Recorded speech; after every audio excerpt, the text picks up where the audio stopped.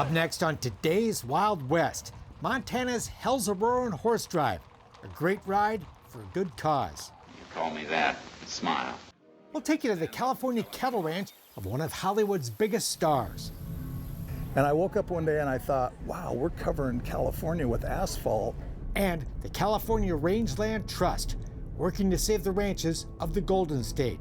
Plus, we'll follow Custer's trail to the Little Bighorn. Today's Wild West, up next. The Wild West. It's still out there. And we'll show you how to find it. This is today's Wild West. It's Memorial Day weekend in Gardner, Montana. Gateway to Yellowstone. But there's one spectacular sight here you won't see in the famous park, the Hell's a Roaring Horse Drive. Every year on this holiday weekend, outfitter Warren Johnson and a few of his friends drive hundreds of his horses right through the middle of town and up a winding mountain road to the summer headquarters of Hell's a Roaring Outfitters, named after a Yellowstone area creek.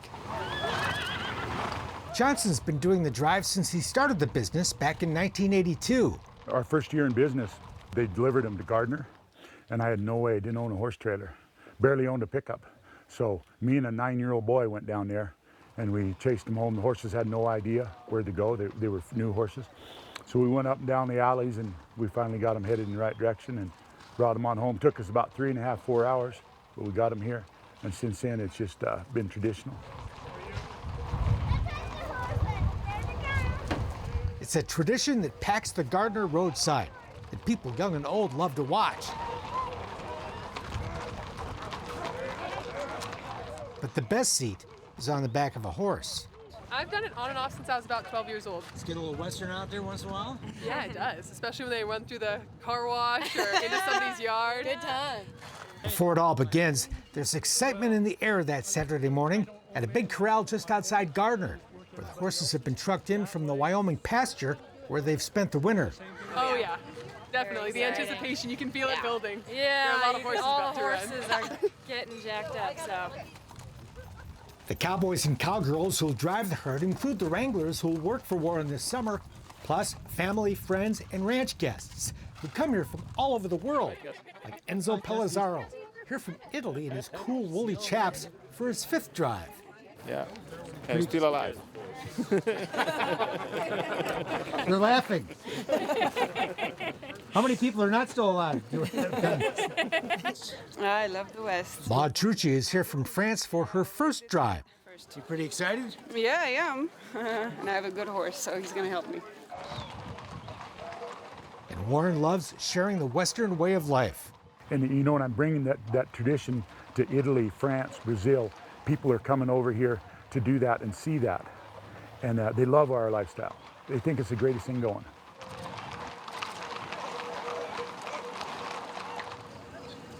Got 9 minutes, Brad. Finally, the time has come and the drive is off. And it's quite an experience for both man, beast, and spectators. As the animals navigate parked cars and parking lots on their way through town,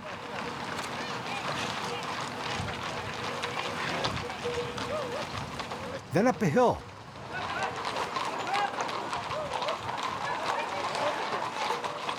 Stopping for a break and a snack along the way. First time for both of you? Yeah. How's it going? It's exhilarating. It's awesome. Break time ends. We're back on the road again and up the mountain.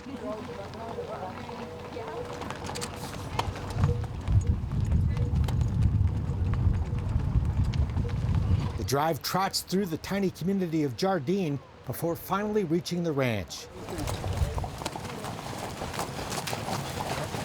where the animals will spend the summer making horseback memories in the spectacular Yellowstone region that will last a lifetime.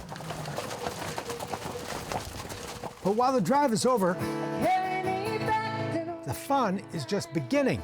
2,600 For years, Warren has used the annual horse drive to throw a big Western party with dinner, music, dancing, and an auction. to raise money for a good cause. Buying high-tech track wheelchairs for disabled veterans sure changed his life. and others who need them. Warren Johnson donated this to my father last year. Very, very, very kind of him. Each custom-made chair, which costs about $20,000, allows its owner to stand up, and thanks to its treads, go most anywhere. It's a cause the community turns out in a big way to support. They're raising money for a very good cause. Photographer Ron Hayworth was among the many donating items for the auction. Warren Johnson and family, they donate their time and money. 100% of the money is going for the track chairs. It's a neat charity to support. There was more action in the nearby horse arena, where Warren saddled up a bronc to buck off the ashes of an old friend. I used to trade horses with him when I was a kid. He sold me 3 mules. I was 14 years old. It's the Western way of life. Working hard, doing what you love, loving what you do, and lending a hand along the trail. I'm not giving a hand out, I'm giving a hand up. And I've had a few hand ups in life, and I'd like to return the favor. And they'll do it again next Memorial Day weekend. Up next, what happened before the most famous battle of the Old West? We'll take you on the trail to the Little Bighorn, just ahead. There's an endless fascination with the Old West battle known as Custer's Last Stand. Hundreds of thousands of people visit the Little Bighorn Battlefield National Monument every year, where General George Custer and much of his 7th Cavalry were wiped out by Sioux and Cheyenne warriors. But there's a much bigger story beyond the battlefield you can now see along the back roads of southeast Montana. This is Custer's campsite, June 22nd. It's like a fascinating roadside history book on an often overlooked but crucial part of Custer's Last Stand. The 7th Cavalry arrived here about 4 o'clock in the afternoon. Free for anyone to see who's willing to pull off the busy interstate. There was a lot of Indian activity that they were seeing on the north side of the Yellowstone. Lieutenant James Bradley, Chief of Scouts, proceeded up this drainage right here. This is Butte Creek drainage. And eventually you're going to get to the high ground there. Those are called the Rosebud Buttes. Along the region's county highways and back roads, you'll discover 19 new roadside markers telling the story of the trail to the Little Bighorn, the significant events leading up to and immediately following the most famous battle of the Old West. Essentially, it's an invitation to get off the interstate and follow these little 2-lane roads and read about Montana history. Custer was also ordered. The new markers are the work of retired educators Ellis Perry and Dennis Kapitsky. We are sitting on a gold mine as far as the Custer junkies are concerned. This area's peaceful country roads belie the dramatic history that took place here nearly 150 years ago. The events leading up to and in the aftermath of the Custer battle were as interesting as the battle itself. There are also markers from 1873, 3 years before the Little Bighorn, when Custer and the 7th were sent here to protect the survey crew for a new railroad and fought 3 skirmishes with the Lakota. The Indians, their tactics were strike and then run away, strike and run away. Custer felt, and the officer corps to a man felt that the Indians would run away the first time somebody in a blue uniform showed up. Well, that didn't happen at the Little Bighorn. Southeast Montana also has a wealth of small-town museums with their own historic treasures. There's small museums in virtually every small community that you visit. Forsyth has a very nice museum. Hysham, there's a small museum there. It's all fascinating stuff. Interesting story. These 3 guys are out hunting. They're up there out of the sight of the troops, and they got trapped by the Indians. And they look up on the bluffs, and there's the Lakota watching the funeral. And while it was a long time ago, it's American history that has much in common with the battles of today. If you read the backstory, Custer got cross-wired with President Grant because he criticized the president's brother. If kids want to study history and understand the nature of politics in America today, all they have to do is look at Custer and what was going on 130 years ago. He was a silver-screen cowboy, and the real deal as well. We'll tour his California ranch just ahead. January 21st, 1938. Yep.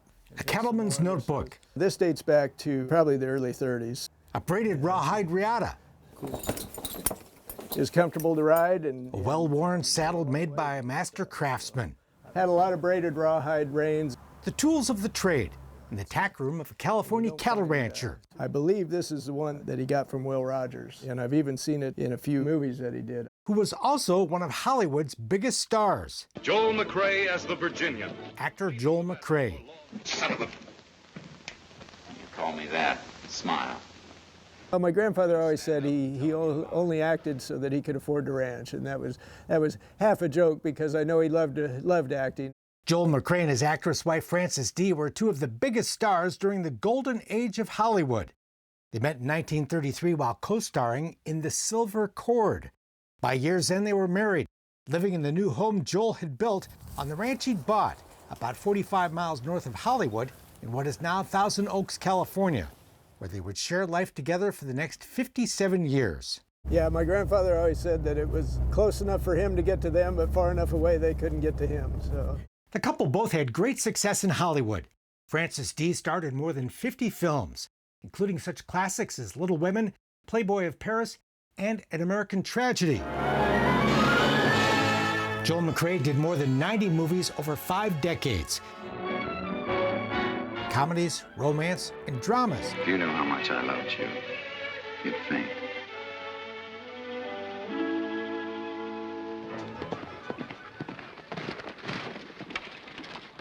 Sorry if I'm late, folks.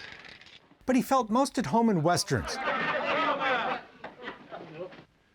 Thanks. And after 1946, with one exception, they were the only movies he made, including 1948's Four Faces West, the last of 4 films he co-starred in with Frances Dee. Early in his career, Joel made 2 pictures with Hollywood's biggest star of the 1930s, Will Rogers, who became a close friend and mentor.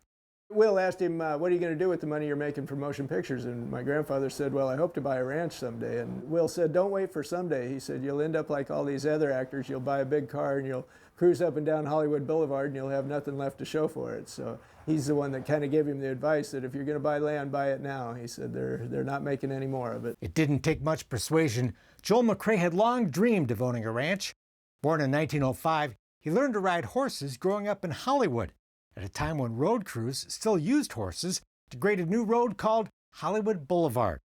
Later, he would study acting at Pomona College under a very encouraging professor. His drama instructor was the one that said, you've got some talent and you've got good looks and you might be able to afford that ranch a little sooner in life if you try acting. And so that's really kind of what pushed him into acting, and it worked out pretty well. Joel and Frances enjoyed the best of both worlds.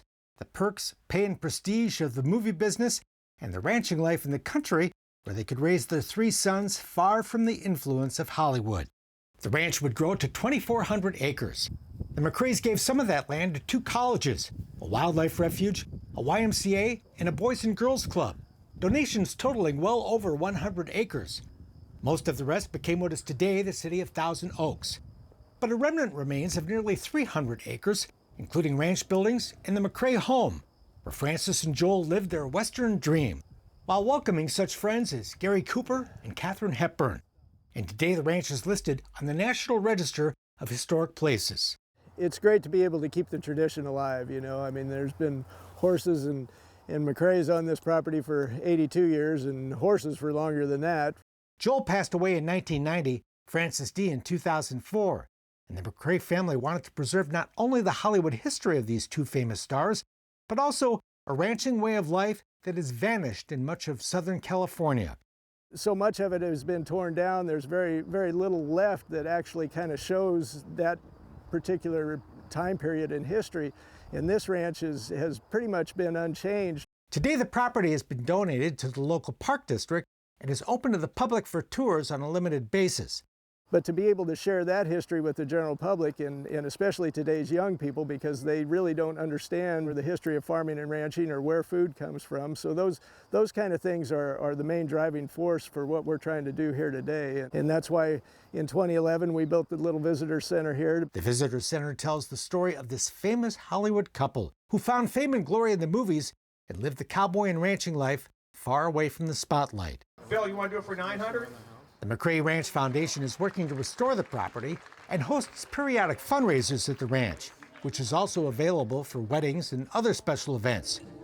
There are still those in Hollywood who love Westerns, and you'll often see those actors, stuntmen, and others connected to the business at McCrae Ranch events, like John Wayne's granddaughter. They definitely knew each other. I think my grandfather had a huge crush on Frances D. The Duke and Frances D co-starred in the 1941 film A Man Betrayed. To save this for the children of this area, it's one of the things that touches my heart. So I'm happy to help Wyatt raise money to preserve this ranch out here. John Wayne memorabilia was among the items auctioned off at the annual Cowboy Cookout. Thank you for joining us tonight. The Cowboy Cookout is the one and only time that the home of Joel McCrae and Frances D is open to public tours. It's fascinating to get a look at the home life of these Hollywood stars. I grew up in Thousand Oaks. It's my 56th year here. I didn't even know this was here. You've got all the little memorabilia in there and the personalized little plates in the kitchen, and it's just really sweet. For those who love the movies, the cowboy life, or both, McCrae Ranch is a beautiful place to see with a fascinating story that's now a part of California and Western history. You certainly feel their presence, there's no question about that. But for Wyatt, it's all very personal. He was very close to his grandparents and lived on the property to help them out during their later years, and still lives here today with his wife, Lisa. Oh, it's an absolute privilege to live here and enjoy what has been such a family history, and I just love it. Well, you know, for me, it's kind of like hallowed ground, you know. I mean, my grandfather was a larger-in-life figure, and to be around him and to have had the opportunity to spend many years here at this ranch with him was just both a treat and a blessing for me. And to hear his stories and to hear all the time and work that he put into this place, building it up, I mean, it was those were special moments. There's no question about it. So for me to be able to try and carry on that legacy in even a small way is very important to me, and has become part of my life's work at this point. While much of the McCrae Ranch has been preserved, many California ranches have been lost forever to development. If we don't conserve them now, we'll lose them. But there's a group working to save the Golden State's remaining ranches and having success doing it. We'll show you what's happening when Today's Wild West continues. The beautiful images of the romantic Western lifestyle can disguise its harsh realities and tough choices. Cattle ranchers are often land-rich but cash-poor and tempted to sell out to developers. It's happened a lot in California, now home to 40 million people. And I woke up one day and I thought, wow, we're covering California with asphalt. What's going to be left to sustain? The California Rangeland Trust was created to solve that problem, and it's making big progress. As the CRT and its supporters gathered in Livermore for their annual Western Affair fundraiser, there was much to celebrate. Since its founding in 1998, the CRT has saved more than 340,000 acres of California ranch land. Well, I like to put it in terms of square miles because it's a more impressive number. We've preserved over 500 square miles of land, and that's twice as big as the city of San Francisco. The CRT has produced a number of short films telling their story and explaining their work. For the last 30 years, like most ranchers in California that are trying to survive, I have seen some absolutely gorgeous, high-functioning farms and ranches in Northern California that have been split apart and sold and developed and are no longer working landscapes. Because California has been growing so fast, we're losing ranch lands very rapidly to development. And once the land is converted to other uses, it doesn't go back. The Trust rescues ranches from development by offering conservation easements. It allows the people who have been taking care of the land to stay on the land. The land is appraised as a cattle ranch, and then it's appraised as what it could be other than a cattle ranch. And then that difference is what we try to achieve in a payment to the rancher to get the easement. In exchange, the rancher agrees to never develop the property. The money enables a working cattle ranch to remain economically viable, allowing the ranch family to remain on the land and continue ranching for generations to come. The reason that it's important to keep private landowners on the land is because they care so deeply about the land. They've been there for generations. They understand it. Public land managers have a different vision sometimes. For us, it's 1,000 acres. When you get down to the granularity of knowing how to manage your 1,000 acres, it's hard for somebody that runs a very large organization to understand. Private ranch lands are also home to wildlife and watersheds, the source of drinking water for urban populations. You drive along the freeway and you see open space and you see all this clean air and clean water. That's provided by ranch owners and farmers. We need to save these kinds of beautiful environmental places for our children. Otherwise, everything's going to get developed. There's going to be houses on every square mile of land up and down the whole state of California. Plus, by preserving ranches, you're preserving ranching communities. Well, I love the land and I love the legacy, but I especially love the people. Because people that are connected with the land are just the salt of the earth. They care deeply, often have been there for generations, and we're helping them, and they really want to help the state of California. That's it for now. We're back next time with more cool stuff from today's Wild West. I'm Mark Bedore. We'll see you down the trail. For more information on the people and places featured in today's Wild West, or to order show DVDs and books, visit todayswildwest.com. Funding for Today's Wild West provided by the Leggett Foundation and the Chuck Wagon Trail Riders Foundation.